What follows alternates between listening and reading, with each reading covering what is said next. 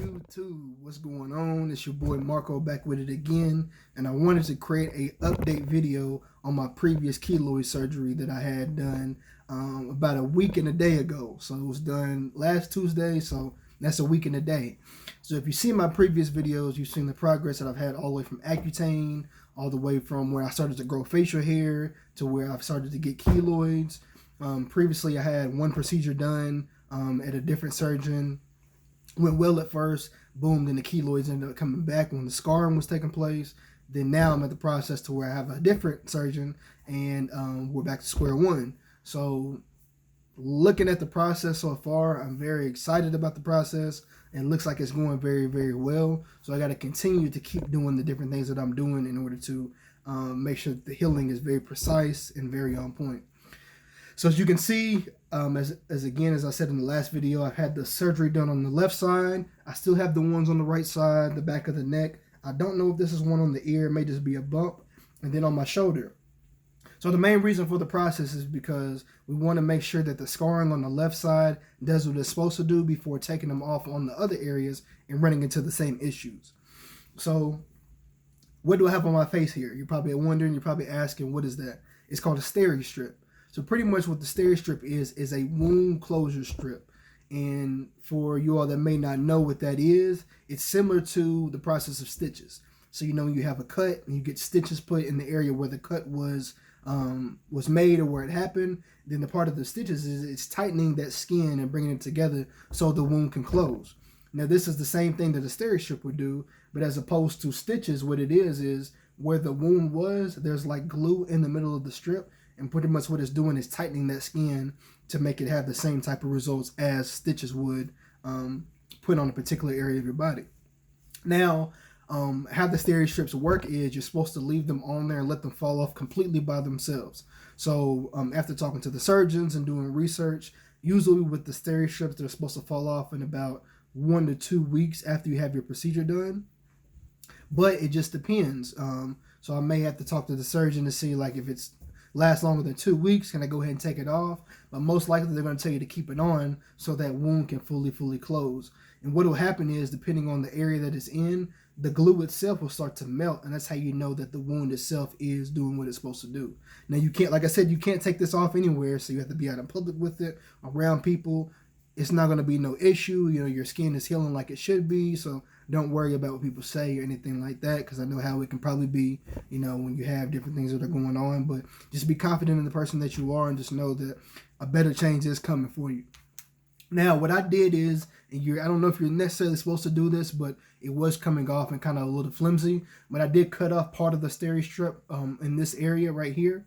But why I did that is because it was hanging off quite a bit. So I just wanted to make sure that the rest stayed aligned, though, with the wound. So as you can see here, the area that it was cut, this is where the keloid is cut, and all the way up here. So even for this little part right here, if you go to my previous videos and you see where the keloids were, you can see that the healing is doing its job. So now it just looks like a little scar, excuse me, and the scar is pretty much going all the way up on the side of my face. So the thing about the Lexington plastic surgeon's process, as I previously stated as well, is when they cut the keloid out and you get finished with the process, you go through the radiation therapy. The radiation therapy, pretty much what they do is they have the radiation machine. They put a piece of plastic film and then a metal plate over your skin, and then they go through that radiation, and the radiation stops hairs from growing in the particular area where you had the cut or where you had the scar. Now, with the process of radiation, typically they say in about a few months you'll start to see hyperpigmentation. So when black people, we get hyperpigmentation as, you know, different parts of the year come about, just as far as deficiencies in different vitamins, different parts of our bodies and the way that it works is the reason it causes for hyperpigmentation, especially in the sun. So what I'm probably going to see is a big a black scar right here. And again, that's just how that we know that the radiation is working, and we also know that the surgery in itself is working with the wound closing. So the full process is going to take about 6 months for it to heal, but it looks like my healing is going very fast. As far as medication that they gave me, I can't remember all 3 medications that I was prescribed. I know one was for nausea, one was mainly for if I had any type of spasms or had any type of aches and pains, and then the other one is to stop any type of irritation, because since wounds are closing, it is easy for them to get irritated. You know, if you're sweating or if you're going to laying down on different things, if you're going to different places, you don't know what you might play bowling or something like that and touching the bowling balls, not wash your hands, and you touch your face, that can cause an infection. So pretty much, along with that as well too, I have a topical cream called clindamycin. So clindamycin is really good for helping to stop infections as well. This one is a topical cream. You can get it, I believe, in a pill form. I'm pretty sure that I had it like that before. But this is another additive as well to stop that the inflammation and irritation.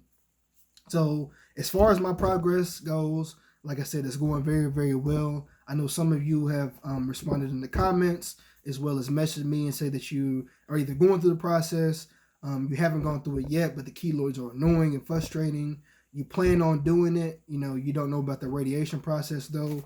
Again, the radiation is going to be the main factor in getting it healed from what I understand. The first time that I got my keloids removed, I didn't go through the radiation process. I think that who I went through it first, they were going to do more of a laser treatment, and I didn't want to get that done at first. But you just have to remember that keloids can come back. So pretty much with the Lexington plastic surgeons, they say there's a 90% chance it won't come back if you have the radiation therapy complete. And so you just have to be cautious about it. Like I said, keloids are more common in black people because of the way that our skin works. You know, with the keloid, it's just the way that scarring and that healing goes about whenever you do have a wound and cut. So you just have to make sure that you're washing your face correctly, making sure that if you have any type of wounds or any type of scars, that you're on top of it. Like if you get a cut, you know, make sure that you're cleaning it properly, putting any type of ointment, just making sure that you're going through the full healing process, because like I said, the way that the skin tissue works, it does its own thing. So you just never know. But again, this is week 1 in a day, but I'm probably going to do one each week just so you all can see. Again, the Steri Strips right here, you know, you can see what that glue is. This will eventually fall off on itself.